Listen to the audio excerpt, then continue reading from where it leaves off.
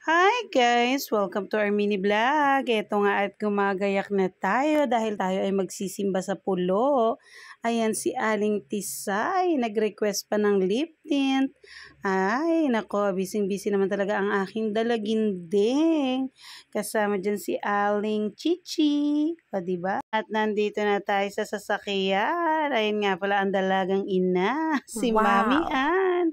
Napatulog din naman si Baby Calix. Gustong-gusto ni Calix sa kanya. At nandito na tayo.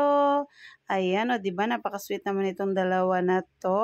Holding hands while walking. Siyempre, kami naman ni Kuya magkasama. Ayan yung dalawang mag-BFF, o, diba? Sobrang sweet naman. Kumakaway ko si Madam.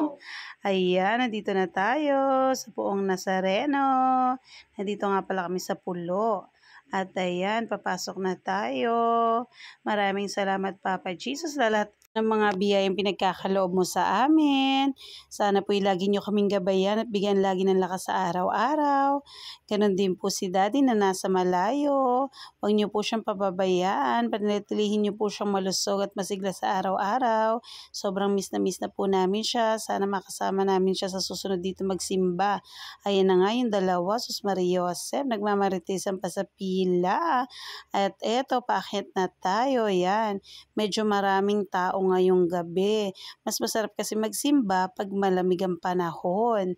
Yan, nandito na kami sa taas. Papaikot kami dyan at kami ay magpupunas kay Nazareno. At yan, buti na lang maganda ang panahon ngayon. Malamig pa. O, diba si Madam, napapagod na yata. Parang gusto nang umupo. Thank you so much, Ate Lynn. At nakarating kami dito.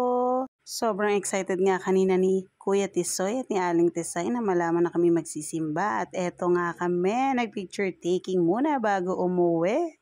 O, diba? Ang gagwapo at ang gaganda naman talaga lahat. Siyempre, may pasalubong tayo sa ating puon. Thank you for watching, guys. Ingat kayo palagi. God bless.